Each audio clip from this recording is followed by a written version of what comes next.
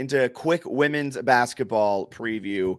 I just kind of want to get your guys' overall thoughts on this team post non-conference. They're 8-4 currently. They're 3-2 in the month of December. Started December with a loss to Liberty. They rattled off 3 straight. They now are coming off of a loss against Maryland, and they too open up conference play at the AUBC on Saturday against ULM. But after this non-conference slate where they look great at times and they look really bad at times, Bennett, I'll start with you. What are your feelings about this women's basketball team right here as we record? Yeah, we talked about the Sunbelt men's basketball not being the best. Women's is also not great. They don't have any teams in the top 100 of the net. So JMU should be firmly in the mix to contend, especially with Hevynne Bristow having eligibility. I mean, they're 8-4. They've got some decent wins, and their three-point shooting has not been good, 27.6%. Peyton McDaniels really struggled to find her shot. Even Steph Oderkirk, who shoots a lot of threes, has struggled a bit too. I would think that would get a little bit better, right? Fingers crossed, knock on wood, all that good stuff. But if they can get those two shooting it a little bit better with Bristow in the mix as somebody who can handle the ball and pass the ball, right, create some assists, which I know is something they've struggled with in the past, then I think they're going to be fine. I mean, I don't think they've played all that well, and they're still have a decent record and should be contending in the Sun Belt. So from that regard, some reason for optimism, perhaps. Daniel? This team has severely lacked creation from the guard spots. Jamia Hazel has been excellent for them, always a downhill isolation scorer that can get you a bucket. However, the point guard rotation is severely, severely different from last year. Caroline Drummond was a floor general that could get anyone the ball and, was playing 30 plus minutes a night. You don't fill that hole automatically. And you have Carol Miller and Chloe Sterling who have done admirable jobs. Shout out to Chloe Sterling in my accounting class. But very much have been providing a nice spark in terms of scoring, in terms of overall game. The defense has been fairly solid, but when you have so many players that are off ball, like the Peyton McDaniel types, like the Susha Kozlova types, when you have players that rely on creation to get their shots and to get open, it's a little tough to consistently create half-court offense. However, to offset that, they are huge. Like their size is one of the best in the Sun Belt. You have two true 6'4" centers that it makes the game really tough when you're clogging up the lanes like that. When you have a stupid athletic Hevynne Bristow coming in from the 4 spot, just swatting shots all over the place. I am very excited to see how she develops within the system because Shauna Regan had her on the practice squad up until 2 weeks ago. And you don't transition perfectly into the starting 5 or the bench rotation from that. Like you're expecting, hey, this is me getting in reps, understanding the system. I'm going to have to wait out a year and then play in 24-25. No, you're right in the mix now. So I think with her athleticism, inside scoring, and creation, the regression to the mean with the three-point shooting from all across the board, they are not a 27% three-point shooting team. They haven't been for many years, and I don't think they will be this year either. So I'm excited to see what the final product of this team is. They're definitely loading. Yeah, because you mentioned they're not a great shooting team right now, and I think a big reason for that was Kiki Jefferson was fantastic. She could create her own shot. She could drive downhill. She could spot up and take the three, and she was a very above average shooter for kind of the type of player that she was. And with her great play, it opened up opportunities for Peyton McDaniel, who is one of, if not the best spot up shooter, catch and shoot, going to drain it in your face type of player in all of the Sun Belt.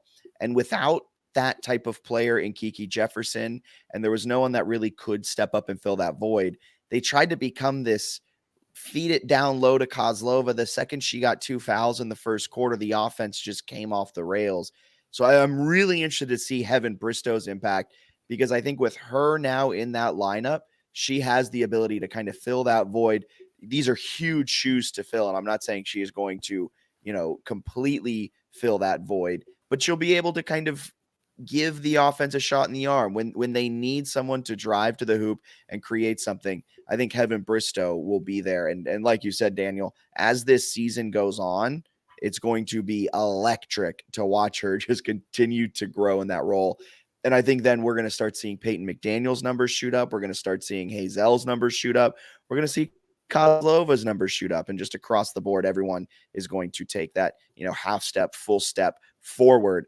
And is it too crazy to say that I think now with Bristow in the fold, they are the favorites by kind of a little bit of a good margin to win the Sun Belt? I think they have the chance to be. The only reason I don't say that they are at the moment is because there is so many moving parts that need to go right for this team to be as dominant as they want to be. Sean O'Regan's spoken about it in his pressers and in his interviews with Corey Spector, saying that, hey, we're still figuring out our rotation. We're still trying to find our closing lineup. He normally is still figuring out that rotation in March, though. So I'm going to need my guy to figure out his rotation. This is true, but you have a lot of really good quality players. I do think Hevynne Bristow's impact is going to be crazy, crazy felt, because when you have a big body down low, Susha Kozlova isn't going to get the fouls that she's getting currently, which means she gets to stay on the floor more, which means her impact gets to be felt at a higher level when she's playing 25, 26, 27 plus minutes a night instead of the 18 or 20 that maybe she could be getting with early foul trouble. I really hope that this team also embraces their defensive identity as just really long. Like the fact that there's no one averaging over, I think it's like 0.6 or 0.7 blocks a game right now is a little frustrating because with the length that you have and the players and personnel that you need, you should be blocking shots. Your interior defense is good, but you're not rejecting them at the same level that could lead to fast breaks, that lead to easy and opportune offense. So I think that defense into offense, fast break running, and just interior presence needs to be taken to where it's at and moved up a little bit. And then by that point, if you're slamming the ball inside, guess who's wide open? Steph Odekirk. Peyton McDaniel on a hockey assist is getting an open three. Like that type of inside out ball can really bolster this team's offensive prowess, make their numbers like look a little bit better, because right now they're a negative assist to turnover ratio. They're turning the ball over like 2 more times than they're assisting it per game. 4.3. Oh, it's 4? They have a negative 4.3 turnover margin per game, which is second worst in the Sun Belt right now. Yeah, that's not going to win you Sun Belt tournament games where you're stuck in the half court.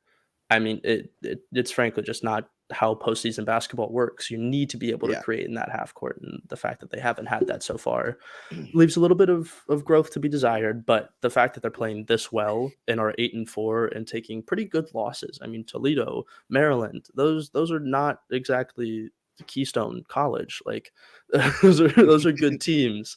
And a credit to Sean O'Regan and his staff for getting those games, and shout out to Neil Harrow, a great Twitter follow, always insightful and always willing to put theirs against the best. And I think that's commendable and will pay dividends in conference play once they get this kind of figured out. I love it. It's also like some of the context around this team is super weird, where like Kozlova didn't have her visa to go on the Cancun trip, so O'Regan was just playing her fewer minutes early in the year. Yeah, let's get Anna Goodman ready. So she played I think it's the first 6 games, she played over 20 minutes once. She's played at least 20 minutes in the next 4 games and had her best statistical outputs of the year. So it's like, oh, they'll play her more and they should be better, and Bristow's available. Yeah, so everything moving forward, this team, I think, should be a contender, be in the top 2 of the Sun Belt from here on out. Top 2 or 3, I think, is a reasonable expectation. Yeah, and then a potential another Sun Belt win. Probably not an NCAA tournament win caliber type of team, but definitely an NCAA tournament caliber team. Could you imagine Bourne sends a team to the Armed Forces Bowl, a team to the NCAA men's tournament, and a team to the NCAA women's tournament? Talk about a legacy year. It's a pretty and good. Then expands Bridgeforth. Ben Hofer, are you listening? I swear to goodness gracious. But Daniel, thank you so much for taking the time, talking some hoops, and have fun watching the game in person on Saturday as you take it all in and watch JMU hopefully beat Texas State by 15, 20 points. We'll absolutely love to see it. You can follow me on the @on-screen @DanielMerriman_. Be covering the game there on our Instagram @JMU Sports News, and a write-up afterwards. So thank you so much for having me on, guys. It was a pleasure. Dope. Thank you, Daniel. See ya.